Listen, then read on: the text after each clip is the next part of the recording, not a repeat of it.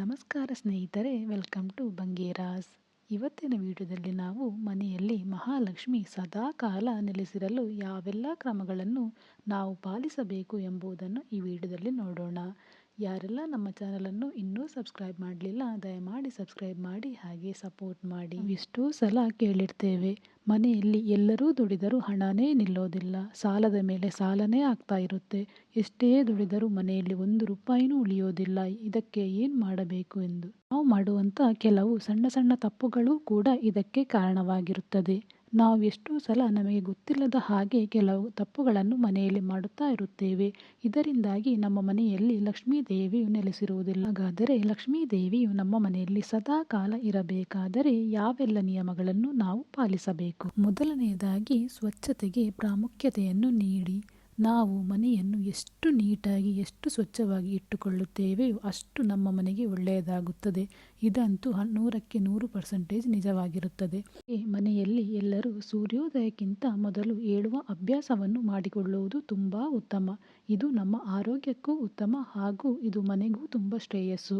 ಬೆಳಿಗ್ಗೆ ಬೇಗನೆ ಎದ್ದು ಮನೆಯನ್ನೆಲ್ಲ ಸ್ವಚ್ಛ ಮಾಡಿ, ಅಂಗಳವನ್ನು ಸ್ವಚ್ಛ ಮಾಡಿ, ರಂಗೋಲಿಯನ್ನು ಹಾಕಿ ಮತ್ತೆ ಹೊಸ್ತಿಲು ಪೂಜೆ ಮಾಡುವುದು ತುಂಬ ಶ್ರೇಷ್ಠ. ಯಾವಾಗಲೂ ಮನೆಯಲ್ಲಿ ಕಸ ಗುಡಿಸುವಾಗ ಬೆಳಗಿನ ಹೊತ್ತಿನಲ್ಲಿ ಕಸ ಗುಡಿಸುವಾಗ ಕಸವನ್ನು ಒಳಗಿನಿಂದ ಹೊರಕ್ಕೆ ಗುಡಿಸಿಕೊಂಡು ಹೋಗಬೇಕು. ಅದೇ ಸಂಜೆ ವೇಳೆ ಕಸ ಗುಡಿಸುವಾಗ ಹೊರಗಿನಿಂದ ಒಳಗಡೆ ಕಸವನ್ನು ಗುಡಿಸುತ್ತಾ ಬರಬೇಕು. ಮನೆಯನ್ನು ಯಾವಾಗಲೂ ಸ್ವಚ್ಛ ಮಾಡುವಾಗ ಸ್ವಚ್ಛ ಮಾಡುವ ನೀರಿಗೆ ಸ್ವಲ್ಪ ಕಲ್ಲುಪ್ಪನ್ನು ಹಾಕಿ ನೆಲ ಒರೆಸುವುದರಿಂದ ಮನೆಯಲ್ಲಿರುವಂತಹ ನಕಾರಾತ್ಮಕ ಶಕ್ತಿಗಳೆಲ್ಲ ಹೋಗುತ್ತದೆ. ಮನೆಯಲ್ಲಿ ಪಾಸಿಟಿವ್ ವೈಬ್ ಜಾಸ್ತಿಯಾಗುತ್ತದೆ. ರಾತ್ರಿ ಮಲಗುವ ಸಂದರ್ಭದಲ್ಲಿ ಸಿಂಕ್ನಲ್ಲಿ ಯಾವುದೇ ಎಂಜಲು ಪಾತ್ರೆಗಳನ್ನು ಹಾಗೆ ಬಿಟ್ಟು ಮಲಗಬೇಡಿ. ಪ್ರತಿನಿತ್ಯ ಮಲಗುವ ಮುನ್ನ ಎಲ್ಲ ಪಾತ್ರೆಗಳನ್ನು ಚೆನ್ನಾಗಿ ತೊಳೆದು ಸಿಂಕ್ನಲ್ಲಿ ಕ್ಲೀನ್ ಮಾಡಿ, ಸಿಂಕನ್ನು ಚೆನ್ನಾಗಿ ತೊಳೆದು ಅಡಿಗೆ ರೂಮನ್ನು ಸ್ವಚ್ಛವಾಗಿ ಇಡಿಸುವುದು ಬಹಳ ಮುಖ್ಯ. ರಾತ್ರಿ ವೇಳೆ ಯಾವುದೇ ರೀತಿಯ ಎಂಜಲು ಪದಾರ್ಥಗಳನ್ನು ಹಾಗೆ ಸಿಂಕ್ನಲ್ಲಿ ಬಿಡುವುದು ಒಳ್ಳೆಯದಲ್ಲ. ಎಲ್ಲಿ ಯಾವುದೇ ನಲ್ಲಿ ಅಥವಾ ಸಿಂಕ್ನಲ್ಲಿ ನೀರು ಸೋರುತ್ತಿದ್ದರೆ ಅದನ್ನು ತಕ್ಷಣವೇ ಸರಿಪಡಿಸಿಕೊಳ್ಳಬೇಕು. ಹೀಗೆ ನೀರು ಸೋರುತ್ತಿರುವುದು ಮನೆಗೆ ಯಾವುದೇ ರೀತಿಯಲ್ಲಿ ಅದೃಷ್ಟವನ್ನು ತಂದುಕೊಡುವುದಿಲ್ಲ. ಆದ್ದರಿಂದ ನೀರು ಸೋರುತ್ತಿದ್ದರೆ ಅದನ್ನು ನಲ್ಲಿಯನ್ನು ರಿಪೇರಿ ಮಾಡಿಸುವುದು ಉತ್ತಮ. ನೀರು ಹಾಳಾಗುವುದನ್ನು ತಪ್ಪಿಸುತ್ತದೆ ಹಾಗೂ ಮನೆಗೆ ಇದು ಉತ್ತಮವಾಗಿ ಶ್ರೇಯಸ್ಸನ್ನು ತಂದುಕೊಡುತ್ತದೆ. ಲಕ್ಷ್ಮೀ ದೇವಿಯು ಸ್ವಚ್ಛತೆಗೆ ಮೊದಲ ಆದ್ಯತೆ ನೀಡುವುದರಿಂದ ಯಾವಾಗಲೂ ಮನೆ ಸ್ವಚ್ಛವಾಗಿರುವಂತೆ ನೋಡಿಕೊಳ್ಳಿ. ದೀಪ ಹಚ್ಚುವುದು, ಹೌದು, ಇದು ಬಹಳ ಪ್ರಾಮುಖ್ಯತೆಯನ್ನು ಪಡೆಯುತ್ತದೆ.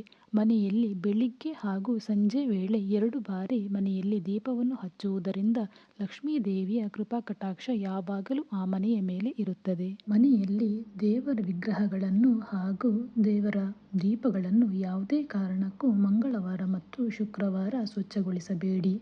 ಗುಣಾತ್ಮಕ ಚಿಂತನೆ ಮತ್ತು ಶಾಂತಿಯುತ ವಾತಾವರಣ. ಯಾವ ಮನೆಯಲ್ಲಿ ಪ್ರೀತಿ ತುಂಬಿರುತ್ತದೆಯೋ ಆ ಮನೆಯಲ್ಲಿ ಲಕ್ಷ್ಮೀ ದೇವಿಯು ಸದಾ ಕಾಲ ಇರುತ್ತಾಳೆ. ಯಾವ ಮನೆಯಲ್ಲಿ ಜಗಳವಾಡುತ್ತಿರುತ್ತಾರೋ ಅಂಥ ಮನೆಗಳಲ್ಲಿ ಮಹಾಲಕ್ಷ್ಮೀ ದೇವಿ ಎಂದಿಗೂ ಇರುವುದಿಲ್ಲ. ಯಾವ ಮನೆಯಲ್ಲಿ ಹೆಣ್ಣು ಮಕ್ಕಳಿಗೆ ಗೌರವವನ್ನು ನೀಡುತ್ತಾರೋ ಅಂಥ ಮನೆಗಳು ಯಾವಾಗಲೂ ಅಭಿವೃದ್ಧಿಯತ್ತವೇ ಸಾಗುತ್ತಿರುತ್ತದೆ. ಅತಿಥಿ ಸತ್ಕಾರ ಮಾಡುವುದು ತುಂಬ ಒಳ್ಳೆಯದು. ಮನೆಯಲ್ಲಿಗೆ ಬರುವಂತಹ ಅತಿಥಿಗಳನ್ನು ಆದರದಿಂದ ಸ್ವಾಗತಿಸಿ. ಸತ್ಕಾರ ಮಾಡುವುದು ಮಹತ್ವದಾಗಿದೆ. ಅತಿಥಿ ದೇವೋ ಭವ ನಂಬಿಕೆಯಿಂದ ಸತ್ಕಾರ ಮಾಡುವ ಮನೆಗಳಲ್ಲಿ ದೇವತೆಗಳು ನೆಲೆಸಿರುತ್ತಾರೆ. ಅಷ್ಟು ನಿಮ್ಮ ಕೈಯಲ್ಲಾದಷ್ಟಾದರೂ ದಾನ ಧರ್ಮ ಇತ್ಯಾದಿಗಳಲ್ಲಿ ಪಾಲ್ಗೊಳ್ಳುವುದು ತುಂಬ ಒಳ್ಳೆಯದು.